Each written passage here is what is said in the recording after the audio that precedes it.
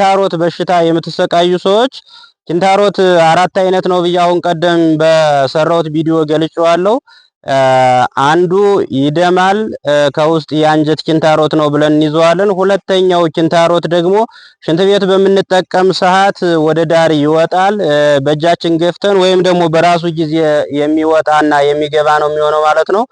ሶስተኛው ፌስቱላ እንለዋለን። ፌስቱላ ማለት ዳር ላይ መግል ነገር፣ የዘንጋዳ ውሃ፣ የተለያየ ነገር እየፈጠረ ሰዎችን እያሰቃየ የሚገኝ ነው። ዛሬ ድኗል ሲሉ መልሶ ነገ እየተተካ የሚያሰቃይ ነው።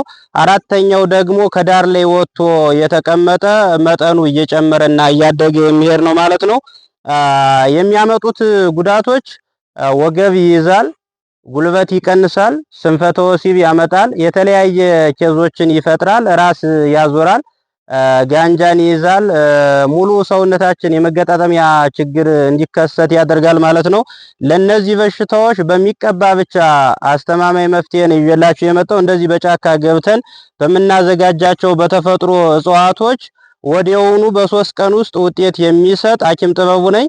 በአድራሻችን አዲስ አበባ አየር ጤና ካራ ቆሬ ወደ መድኃኔዓለም 200 ሜትር ገባ ብሎ ቁጥር 2ም ባህር ዳር ዲያስፖራ ባሮየው አስፋልት መስጊዱ ፊት ለፊት ያለው ትልቁ ህንጻ ጋር መጥተው መገልገል ይችላሉ። መምጣት ለማትችሉ ሰው ልካችሁ ማስወሰድ ትችላላችሁ። የኪንታሮቱን አይነት ተናግራችሁ የኪንታሮቱ አይነት ካልታወቀ መታከም አይችልም ማለት ነው። ለበለጠ መረጃ በ0917 0405 06 ወይም በ0912 71 83 88 83 ብለው ይደውሉ።